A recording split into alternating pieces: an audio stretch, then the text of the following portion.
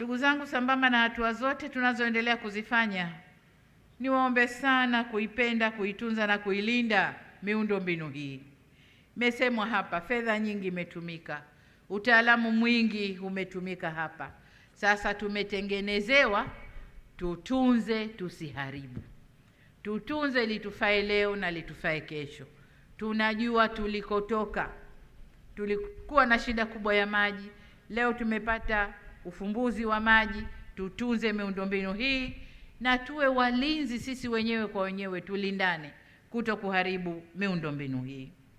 Ninapohitimisha hotuba yangu, nirejee kusisitiza kuwa miradi hii tuliyoizindua na kuweka jiwe la msingi ni uwekezaji mkubwa tunaofanya kwa ajili ya ustawi wa wananchi wetu wa Kizimkazi na maeneo ya jirani. Kwa hiyo ni wajibu wetu na ni lazima, ndugu zangu, tuitunze miradi hii. Kama tunavyotunza macho yetu, tuitunze miradi hii. Miradi hii ni uhai wetu, ni fursa zetu, ni uchumi wetu na ustawi wa maisha yetu.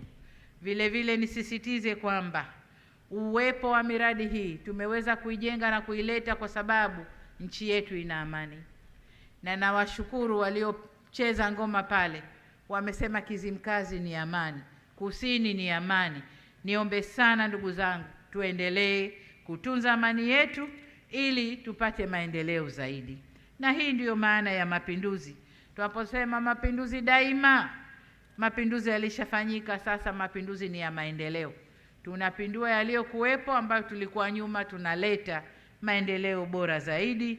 Hiyo ndiyo maana mapinduzi. Naomba tutunze mapinduzi yetu.